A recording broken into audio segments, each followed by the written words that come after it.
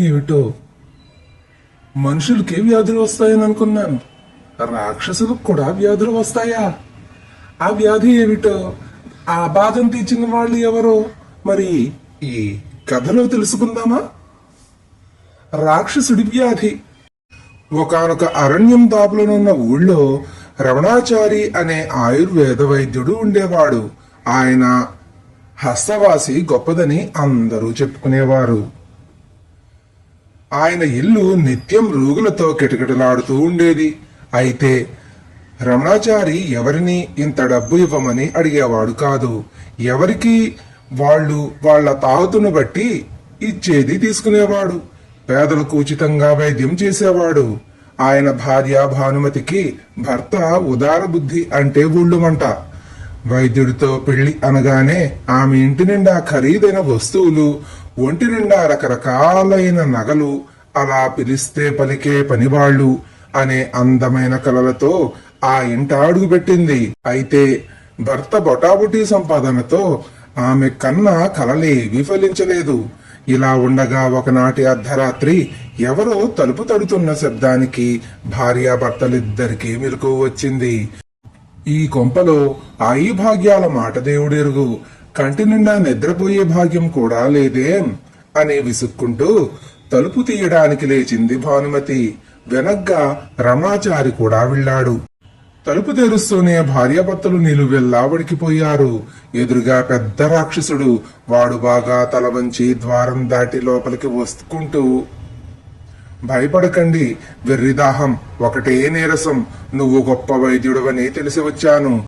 అరికాళ్ల మంటలు, నొప్పులు, నా బాధలకు నువ్వు వైద్యం చేయక తప్పదు అన్నాడు. దానితో రమణాచారికి భయం పోయింది. భానుమతి కాస్త దూరంగా నిలబడి రాక్షసుడికేసి బెదురుగా చూడసాగింది. రమణాచారి ఆవిడకు భయపడవద్దని సైగ చేసి రాక్షసుడిని పరీక్షించి, నువ్వు వ్యాధి బాగా ముదిరాక వచ్చావు, అయినా పర్వాలేదు, నీది అసురమేహ వ్యాధి, ఒక నెల్లాళ్ల పాటు నా మందు సేవిస్తే ఫలితం ఉంటుంది అని కొన్ని గుళికలు మింగించి ఇంత కషాయం తాగించాడు.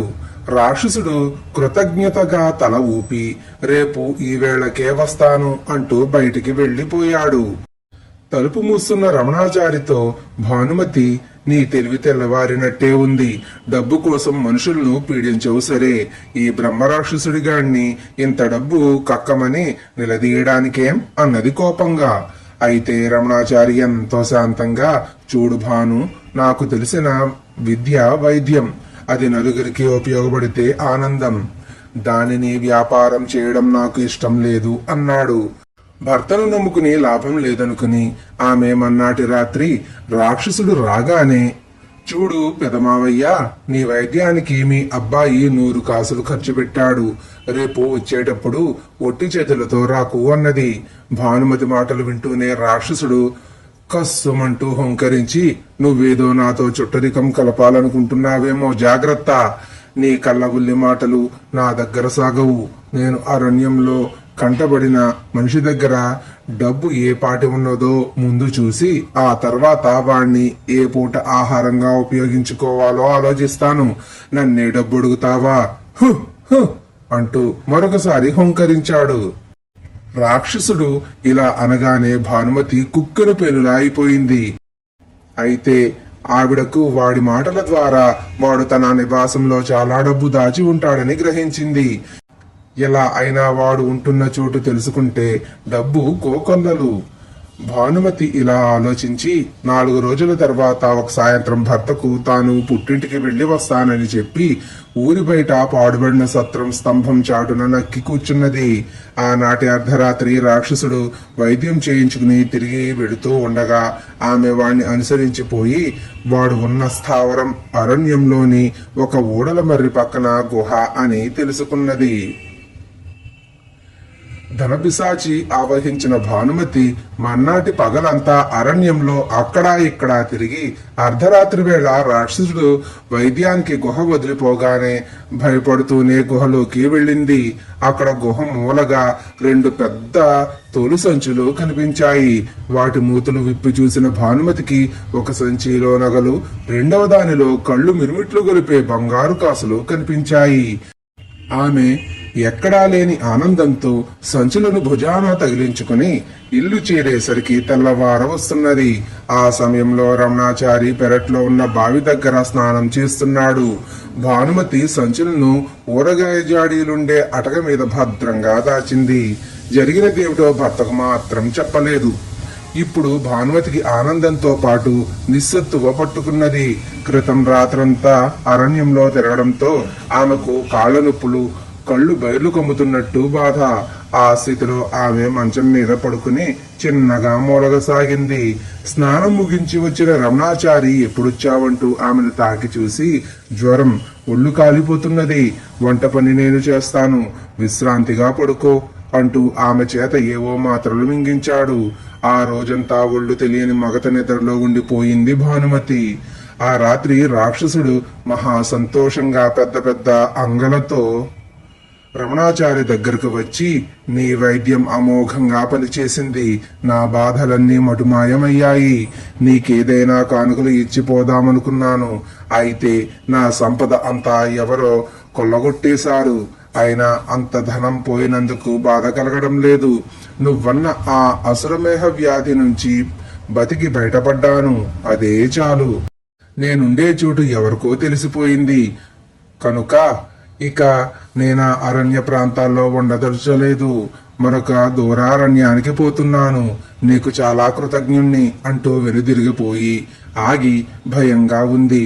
ఒకవేళ ఆ వ్యాధి మళ్ళీ తిరగబడితే ఏం చెయ్యాలి అన్నాడు. ఆ ప్రశ్నకు రమణాచారి నవ్వి, కాస్త ఓపిక తెచ్చుకుని మరొకసారి నా దగ్గరకు రావడమే అన్నాడు. రాక్షసుడు తలాడించి వెళ్లిన మరుక్షణం పక్క గదిలో నుంచి భానుమతి భర్తను పెద్దగా కేకపెట్టి పిలిచి, మీకు ఇంతవరకు చెప్పలేదు, నాకు విపరీతమైన దాహం అవుతున్నది, అరికాళ్ళు మంటలు, నొప్పులు, తగని నీరసం అంటూ బాధ కళ్ళనీళ్లు పెట్టుకున్నది. రమణాచారి ఆమెను పరీక్ష చేసి, నీలో ఆ రాక్షసుడి వ్యాధి లక్షణాలే కనబడుతున్నవి, విడ్డూరంగా ఉన్నది అన్నాడు ఆశ్చర్యపోతూ.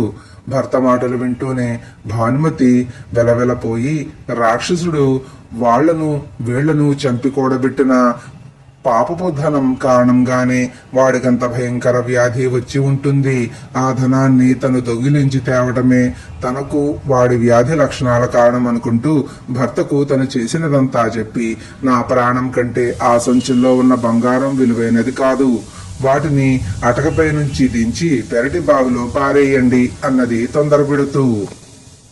రమణాచారి అటక మీద నుంచి సంచులు దించి వాటిలో ఉన్న బంగారాన్ని చూసి అబ్బురపడుతూ, భాను, ధనం పవిత్రమైనది, దాన్ని దాచిపెట్టి దుష్ట ప్రయోజనాలకు ఉపయోగించేవాడే అపవిత్రుడు, ఇంత ధనాన్ని మనం బావిలో పారవేయనవసరం లేదు, మన గ్రామాధికారి చాలా ధర్మాత్ముడు, దీన్ని మనం ఆయనకిస్తే 10 మందికి మేలు జరిగే పనులకు ఉపయోగించగలడు, ఏమంటావు అన్నాడు. అలాగే చెయ్యండి, ఒళ్ళు నొప్పులతో ప్రాణం పోతున్నట్టున్నది అన్నది భానుమతి నీరసించిన గొంతుతో. అప్పుడు రమణాచారి భార్య నాడి పరీక్షించి, ఈ సోకిన వ్యాధి గురించి భయపడకు, ఆ రాక్షసుడికి ఇచ్చిన కషాయం లాంటిదే నీకు ఇస్తాను, తెల్లవారేసరికి ఎప్పటిలా ఇంటి పనులు చేసుకోగలవు అంటూ భానుమతి వీపు తట్టి ధైర్యం చెప్పి కషాయం తయారు చేయడానికి పక్క గదిలోకి వెళ్ళాడు.